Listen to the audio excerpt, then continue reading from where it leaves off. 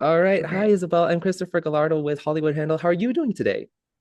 I'm doing great. How are you? I'm doing good myself. And I gotta say, this film is certainly one of the crazier thriller films that you've gotten to play around with. So, when you were originally pitched this story and the script, what was the one defining element or moment that really clicked with you when you were first learning about this project? Read the script so quickly just because of all the like twists and turns. But also really loved that Laurie is so much like the audience. She's, in this very questionable, crazy situation that she has like come to face on this one night.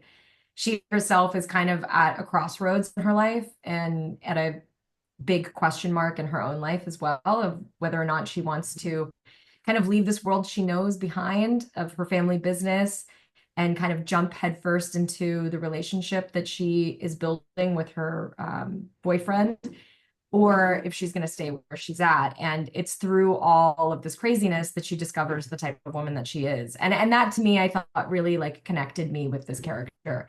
And it felt like more than just a wild, crazy ride of a thriller. I felt like it was a story that I think anyone could relate to. And also, so many people have storage units, so there's just something naturally creepy about that that Ooh. I thought was really fun. Like, what would I do if that happened to me? Did you have any storage units that you ever owned, like any time in your life for this film? Yeah. No, no, no. So before, no. But Mm. but after, yes. But every time I go to like pick something up or drop something off there, I'm always like the hair on the back of my neck is like completely stood up because they are kind of creepy. I mean, there's like and sometimes you're in there and you hear weird noises and I always just kind of am like every time I'm about to open the door to my own storage unit, I kind of laugh to myself and think, okay, hopefully there's just still my like old Christmas and Hanukkah decorations and just a bunch of crap in there rather than like a person, you know. Let's just keep it that way. Yeah, because it really feels sort of claustrophobic with all this sort of isolatedness that you get in with a storage unit. So, with the other important thing in this film also being the sense of empowerment that you integrated with Laurie into some of those action sequences, what was the most challenging action sequence or stunt that you had to do in this film? Oh my gosh, I think the most challenging, honestly, was the endurance of this movie, which was also kind of the endurance for Laurie. I mean, if you think about this happens in one whole night. So, she's up all night long. And there was just a lot of running, like a lot of running in these units and going through all these things. And we filmed at a storage facility. So it's not like we were, they didn't build this storage facility. We were actually at like a real storage facility. And so learning the kind of ins and outs and ways to get around places there was just in and of itself part of it. And then, all night we're basically filming scenes where I'm like running from one end to the other, one end to the other. So I felt like the endurance of it was really the most challenging for me. I mean, Laurie's not like she's a hero of the story, but she's not an action hero. She's not somebody who was at all prepared for something like this to happen. So for me, it felt like the most believable for me to be react how I as a young woman would react. Like, how do I get out of this situation? How do I get out of this room or, figure out how to survive? And that to me was part of Lori's journey, but also I think would be so relatable to anybody in that situation. It's like you either fight or you flight. And she has no Mm. choice. She has to fight her way out of there. Definitely. And with all of this endurance that you put into the film, how do you think that not only plays into Laurie's journey for you, but also your sort of own filmmaking career with your own production house? I mean, I feel like that's actually, story of my life. Life imitates art. You know what I mean? I've been doing this since I was really little and I love what I do. And I'm so fortunate to make movies and still make movies. And I hope to continue to do that my whole life. And I think that, it like anything you ever want to accomplish, a dream, a goal, anything like that, it's a marathon, it's not a sprint. I mean, it really is a marathon, not a sprint. There's so many actors that I know that don't do this anymore that I knew when I was a kid. And then there are people on the other side of it that like I've grown up with in this business and we get to work together and make things together. And we've known each other since we were kids. And that's super cool and rewarding and amazing. and you root for each other and wish for each other's successes as well. And so I really feel like it just gives you more of an appreciation for what you have and what you're growing towards. And I also think that there's something cool about being able to look at, like a friend of mine in the industry who's been working as long as I have, and to see them do something that really like pushes their career into the next level. That always makes me so happy and proud as a friend, because it's like I know that happens for everybody, and it's like so many people quit before they hit that point. And so you just kind of have to keep going and believe in yourself. Yeah. I definitely love that answer. And I also love how, with everything that's also been happening within the genre itself, because there's been a variety of indie thrillers that sort of changed the game and sort of elevated in the sense of what we know as horror thrillers. Like you have Talk to Me and In a Violent Nature. So, from your experience in that genre, how do you think you've perceived those new ways and perspectives of filmmaking into your career and into your role as Laurie in this film as well?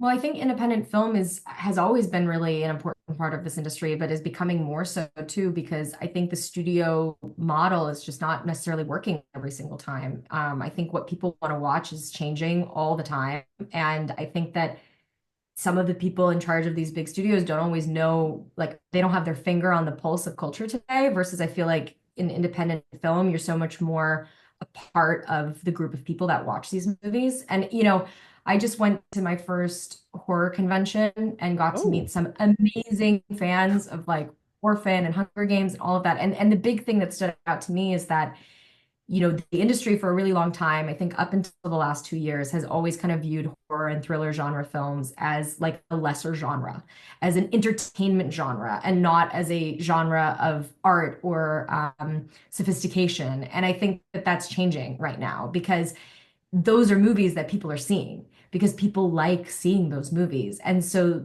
the artists that work in those movies are working more on the art of those films and telling those stories and crafting them well and really shocking audiences.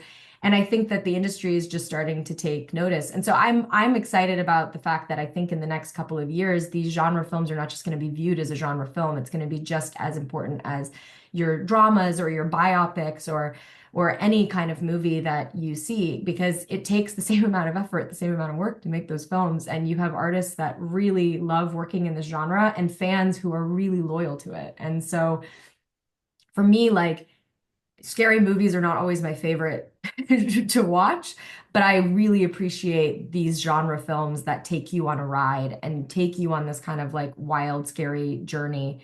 And I know that the fans of these movies do too, which is why they come back again and again to watch those films. People like that feeling of like you don't really know what's going to happen next.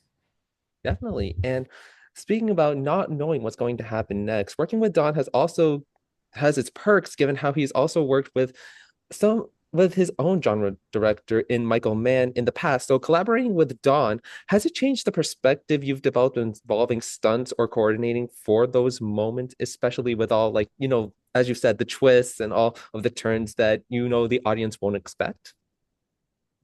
I mean, Don is like such a class act as an actor. He's so beyond prepared and really like loves to sink his teeth into a character and know them backwards and forwards. So working with him was like it's easy. When you work with actors that are really like love what they do, it's easy. You come to set, everybody knows their lines, everybody's aware of what's going on, and you just get to play. You really get to like throw things at each other, try different things, and find something that's totally different that's not on the page.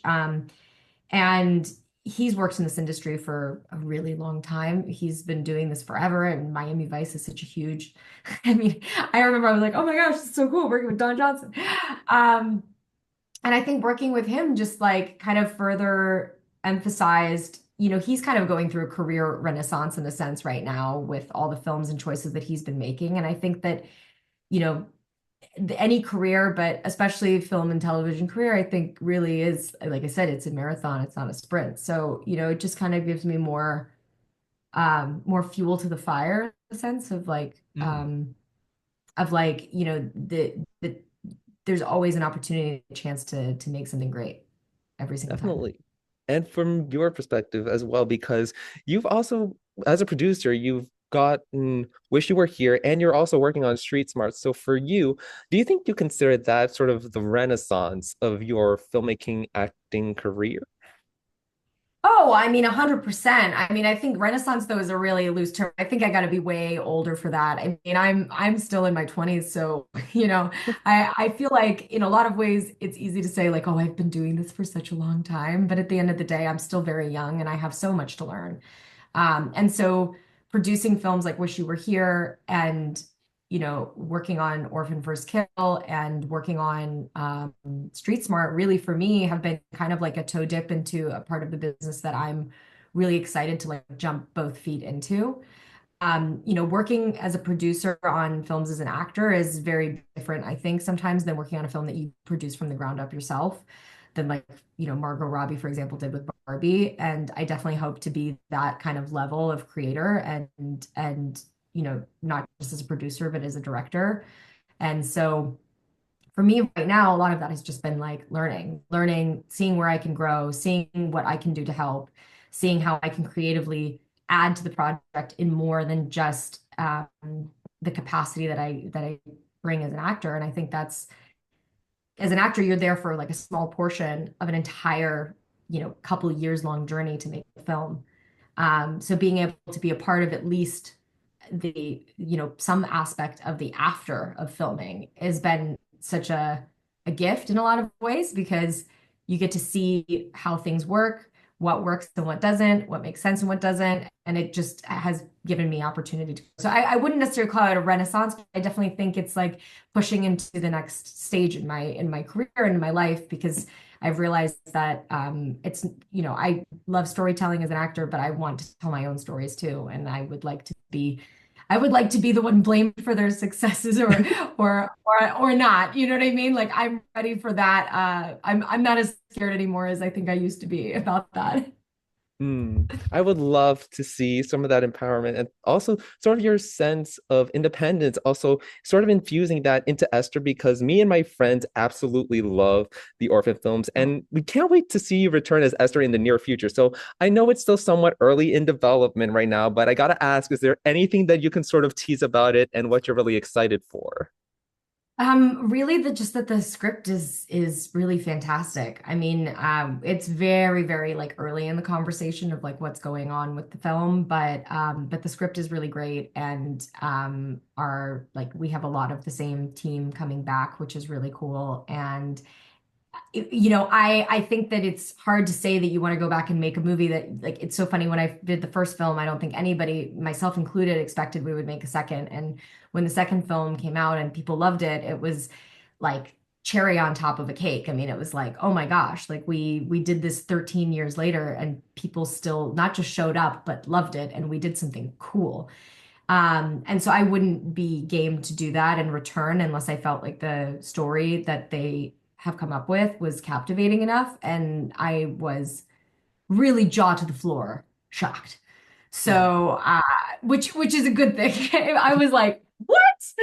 So, so yeah, it makes me excited as an actor. It makes me excited as a producer. It makes me excited as somebody to come back and reprise this role, really for the fans who love these movies. I mean, it's really an honor that so many people like dress up like Esther for Halloween, and like she really is like one of the few female iconic villains in like all horror lore.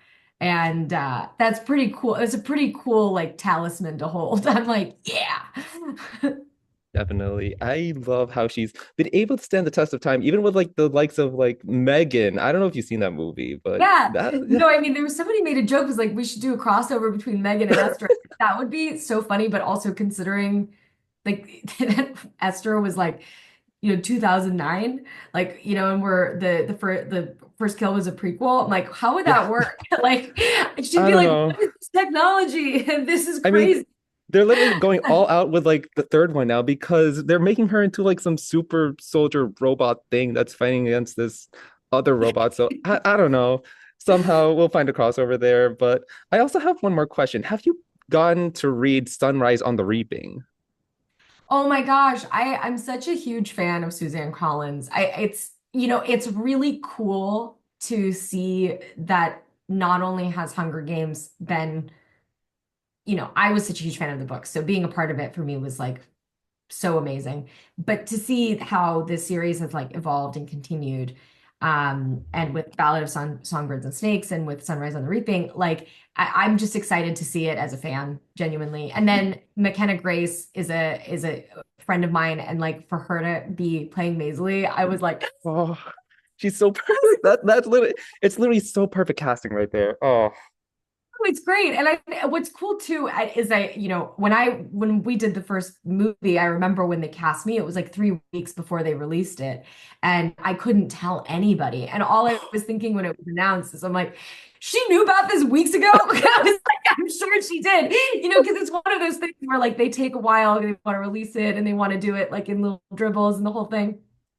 Anyway, I'm super excited about it. I'm such a huge fan of the books and the series, and Nina Jacobson, who like found the original book and made these movies. I mean, it's so cool. And as a fan of the series, it's like I'm like, keep it coming. I'm like, I'm down. I'm also like, yes. dang, maybe I could have come back. Maybe I could wear like a wig, or I don't know. I'm like, Somehow as like a different like a character because they do that all the time. Like, yeah, Chloe's great grandma or something. I mean, that'd be super fun. I would love to. In definitely. fact, But one last question. What's some good, because you have all of these new actors also coming in for Sunrise on the Reaping, what's some good advice you'd like to share with them, both in general and when they actually play the newcomers?